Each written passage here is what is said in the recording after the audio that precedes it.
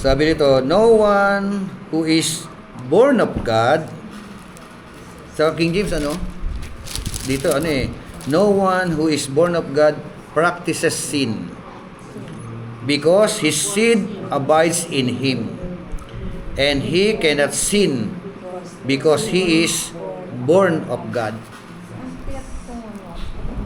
Ngayon magkakaiba, NASB, King James Version.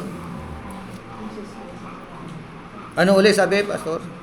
King James ng 1 John 3:9. Whosoever is born of God doth not commit sin, Does not commit sin. for his seed remaineth in him, and he cannot sin because he is born of God. So, So yung cannot kasi ang ginamit.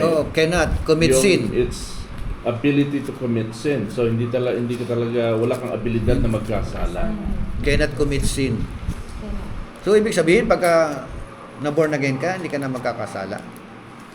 Yun ang parang sabi ng 1 John 3:9, di ba? Kasi sabi dito, we confess our sins. He is faithful and just to forgive us our sins and to cleanse us. Sa 1 John 1:8 and 9 yan, no? May confession. Ibig sabihin dyan, kinikilala na pwede ka magkasala. Sa 1 John 3:9, when you are born of God, Kasi yung pinanganak ng Diyos ay hindi nagpapatuloy sa pagkakasala. nagpapatuloy. Okay tayo lumilinaw yung ano. Nagpapatuloy sa pagkakasala. Dito, he cannot commit sin. Hindi magkakasala. Yun ang sinasabi ng ano, King James Version. Pero diyan, ang sino mang ipinanganak ay hindi na nagpapatuloy sa kasalanan. Sapagkat ang kanyang binhi ay nanatili sa kanya, hindi siya maaring Ibig sabihin, sapagkat siya ay pinanganak. yung tao diyan, he can commit sin, pero hindi nagpapatuloy. Dito, hindi magkakasala. When you are truly born of God. Logic yung ano yun. Alin yung ano ro?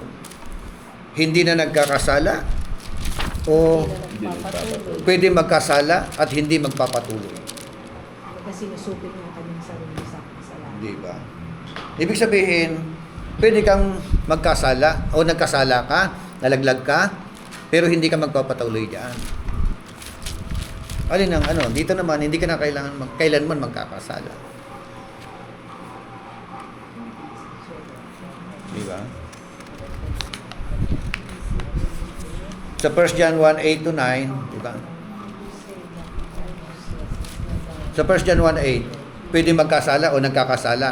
Pag nagkasala, if we confess our sin, tatawarin. He is faithful and just to forgive us and cleanse us to all our unrighteousness.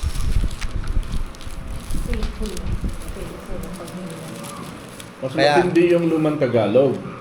Yung AB Tagalog. Ang sino mang ipinanganak ng Diyos ay hindi patuloy na nagkakasala.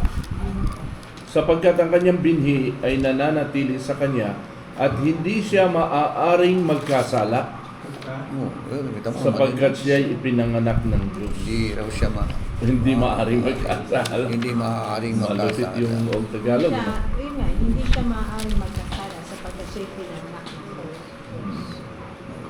Si- Kaya ano yan, napigilian. kaya mahalaga yung talagang ano. Puntahan niyo yan sa original na Original pagkakasulat. na Greek. Yan ang pinaka ano pagka medyo nahihirapan. Balik sa original na pagkakasulat. I-research ninyo. So that's all. Okay pa kayo? Sir? Mga sir? Thank you for your time. Alas 2:20 na eh. So, actually 10 rules yun, no? 10 stems, pero hindi natin matatapos talaga yun. 10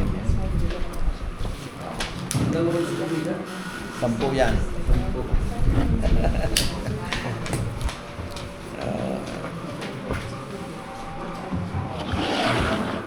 Sige po, tayo po yung manalangin.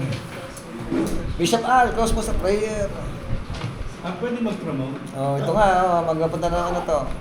Going to America.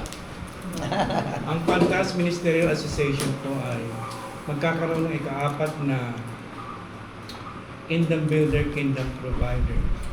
That was, gaganapin po yan sa May 23 Saturday sa amin po sa Manigo Church. Ang layunin po na itong Kingdom Builder at Kingdom Provider upang tulungan natin ang ating iglesia, lalo ng ating pastor, na iangat ang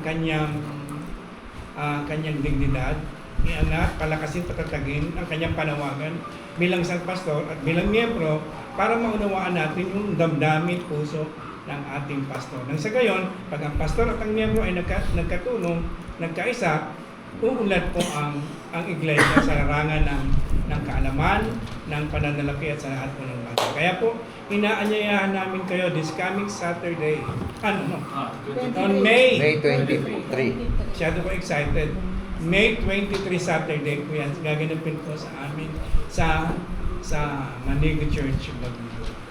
We encourage you to be a part and you will be blessed. Ito na po yung ika-4 naming Kingdom Builder, Kingdom Provider.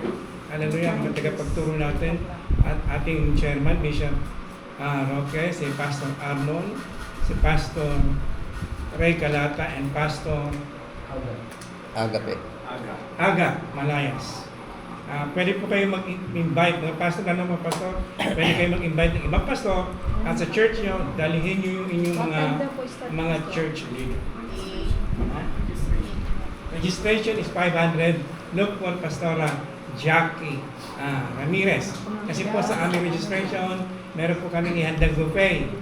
May lunch po at merienda at Free. may certificate na matatay. Ano oras po sa picture? 9 o'clock in the morning. 9 Lagi po kami eksaktong 9 o'clock nag-i-start. Yes. Another announcement po sa mga mag-asawa. Kasama. Promote ko na kayo. Okay na ba sa inyo yan? Ano? Sa Sa inyo, sa mag-asawa board? naman po, meron kaming Mag-asawa. ano pangalan nito? Mabagit. Meron Fantas Ministerial Association. An Unforgettable Couples Night. Sa mag-asawa lang po may mga asawa. Oh, paano mo lang? This coming May 25.